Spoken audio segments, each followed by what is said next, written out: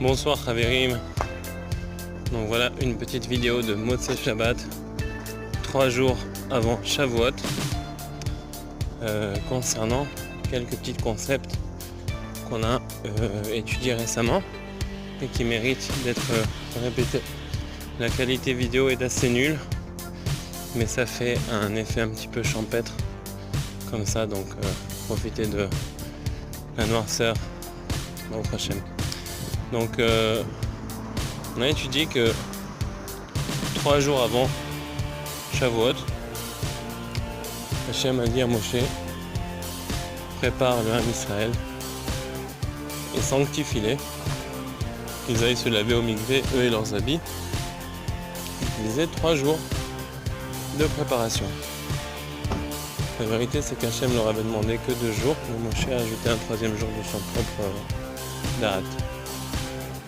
Donc voilà qu'aujourd'hui, le 3 Sivan, c'est le jour où Hachem nous a demandé Hitkadeshu, sanctifiez-vous et ne montez pas sur la montagne. Et donc, cette sanctification se fait par 3. Aujourd'hui, le jour où est-ce qu'on a reçu cet avertissement, donc c'est le 3 Sivan.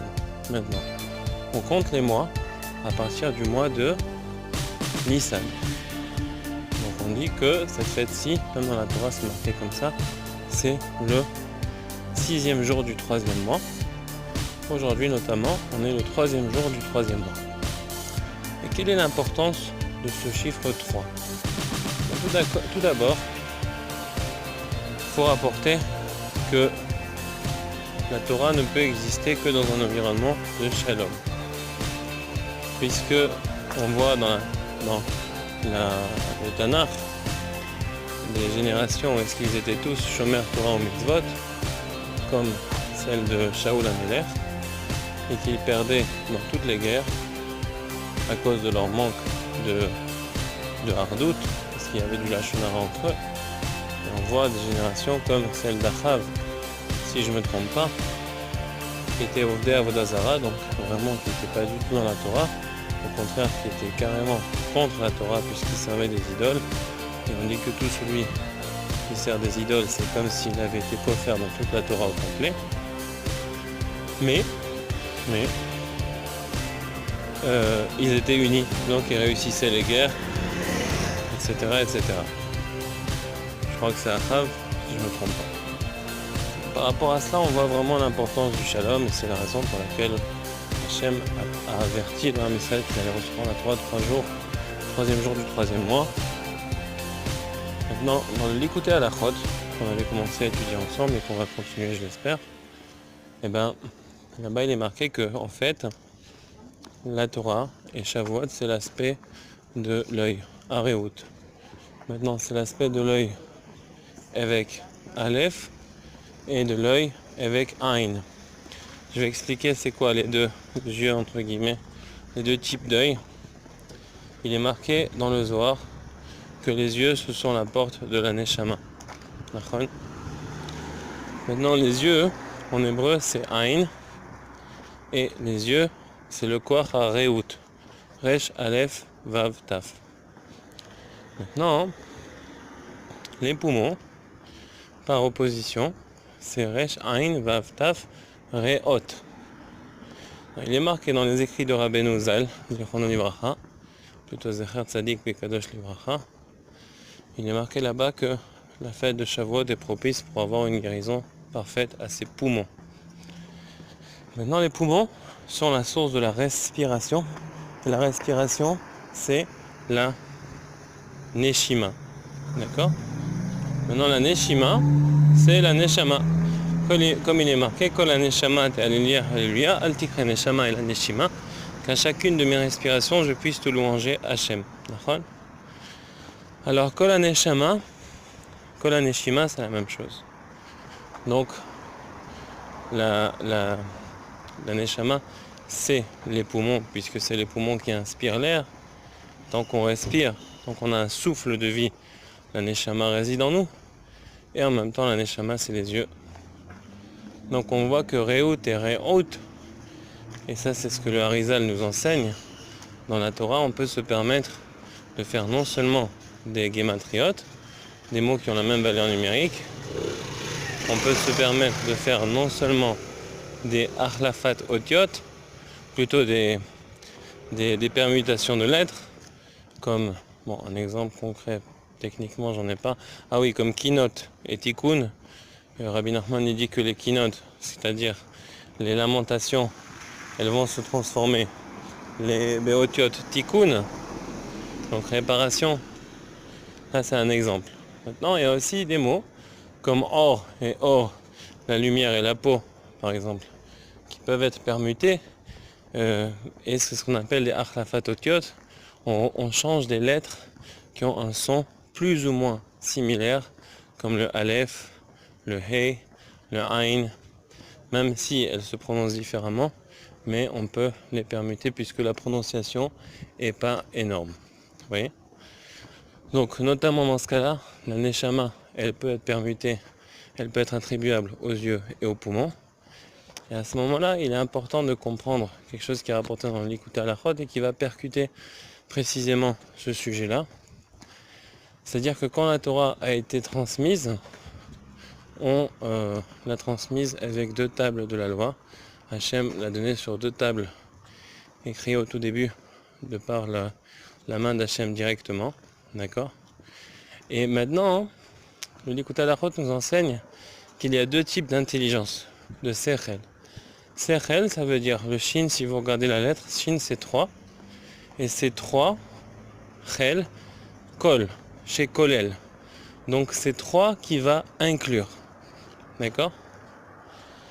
Alors maintenant, il enseigne en fait que l'œil, comme on l'a vu dans la vidéo sur texte, parce que j'avais fait un exemple pratique, l'œil, il a 3 couleurs et la pupille qui est noire, qui va absorber.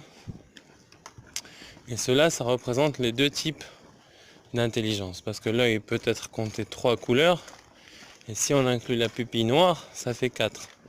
Et ça, c'est le sod, c'est le secret des téphilines, qui possède, si vous regardez bien sur le boîtier de la tête, un shin à 3 branches et un shin à 4 branches.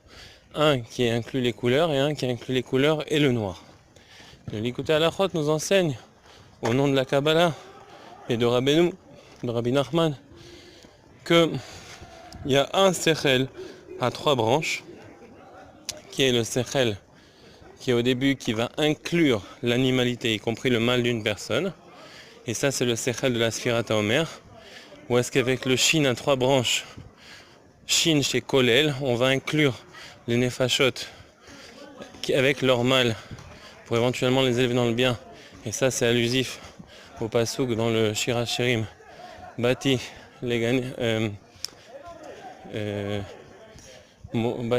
Bati Imori Imbesami.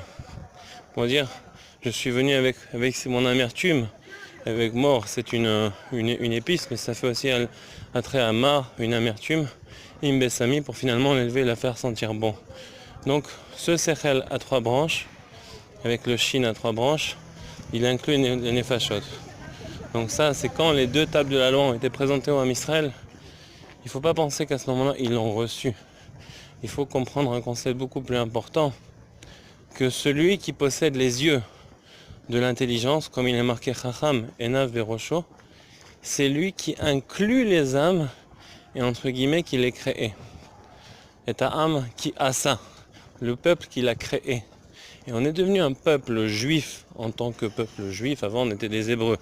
Mais le moment où on est devenu juif, c'est au moment où Dieu nous a présenté les tables de la loi, la Torah. Et à ce moment-là, on dit qu'Hachem a commencé à réciter les 10 commandements lui-même, Anochi Hachem Elokecha, et là les nefashot sont partis. Comme nous dit le Midrash, on est tous morts, cliniquement quoi. Toute la neshama des 3 millions et quelques qui étaient là-bas, elle est partie, pour finalement revenir. Et quand elle est revenue, il faut savoir un petit secret, c'était pas exactement la même neshama qui est revenue. C'était une neshama nouvelle qu'Hachem avait créée, c'est-à-dire une ancienne avec toute l'amertume de l'Égypte, etc. Et avec l'épice de la neshama nouvelle qu'Hachem nous a donnée à ce moment-là. Et les 2 tables de la loi, c'était comme entre guillemets les poumons d'Hachem et nos poumons à nous, qui nous ont donné une vitalité dans ce corps, un pont entre la neshama céleste et le corps. Et les 2 tables de la loi, c'était comme les yeux comment dire, Rohim et Takolot, ils ont vu les sons, le son qui sort aussi indirectement des poumons. Et à ce moment-là, les deux tables de la loi nous a permis de recevoir une Neshama. Et comment on l'a reçue? On l'a reçue parce que c'est à travers ces tables de la loi, à travers la Torah, qu'on permet à Hachem de nous voir avec les deux yeux, parce qu'il est marqué dans la Kabbalah et dans les écrits de Rabbeinu que si on est loin de la Torah, alors à ce moment-là, Kadosh Baruch Hu, il nous voit seulement Bechatzi Areut, avec un demi-œil, l'œil de la journée et non pas l'œil de la nuit, qui s'étudie, où s'étudie la Torah, parce que la Torah s'étudie principalement la nuit. Et à ce moment-là, Hachem peut voir de loin notre contour, mais ne peut pas bien voir notre image. C'est comme ça qu'il a créé le monde. Et c'est les lois qu'il a appliquées, même si en théorie Hachem peut tout, mais là on parle des lois qu'il suit. Et à ce moment-là, quand on étudie la Torah, on permet d'ouvrir l'œil gauche également, qui est fermé dans la Hashgacha, dans la providence avec laquelle Dieu regarde les goïms. Il les regarde seulement avec un œil, tandis que nous, quand on est attaché à la Torah, à ce moment-là, on permet d'ouvrir aussi l'œil gauche.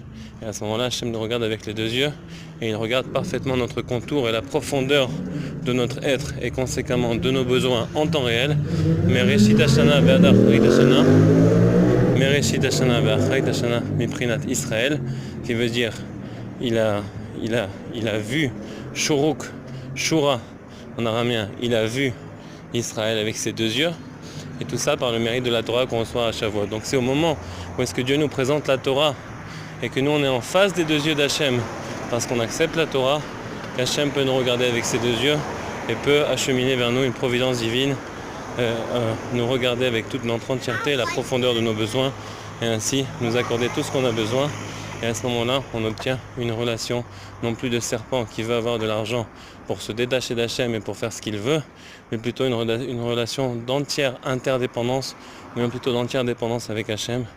Et à ce moment-là, on quitte le mode serpent pour entrer en mode confiance en Hachem. Tout ça par le mérite de la Torah. Et ça, c'est le concept de Shvirat Ta'avat Mamon, de casser le désir de l'argent à Shavuot, par lequel on est Mamshir le Da'at, l'intelligence avec laquelle on peut recevoir la Torah, enseigner la Torah, et par lequel on peut acheminer vers nous une providence divine complète. Ce vidéo, encore une fois, Baruch Hashem, a émis toutes sortes de pistes qui sont marquées dans les écrits de nos sages et dans l'Ikut Halachot, mais je vous invite à aller puiser dans le Nachal Novea Mekor Chochma, dans le ruisseau de sagesse infinie qui est les écrits de Rabbi Nachman, notamment le Likutei Halachot qui parle de Shavuot. Voilà les amis, Shavuot Tov, et que des bonnes choses par le mérite de Rabbi Nachman Meuman. Et si on ne se parle pas avant, je pense qu'on se parlera avant, mais sinon, passez une belle fête de Shavuot par le mérite de Rabbi Nachman Meuman et de tous les tzadikim.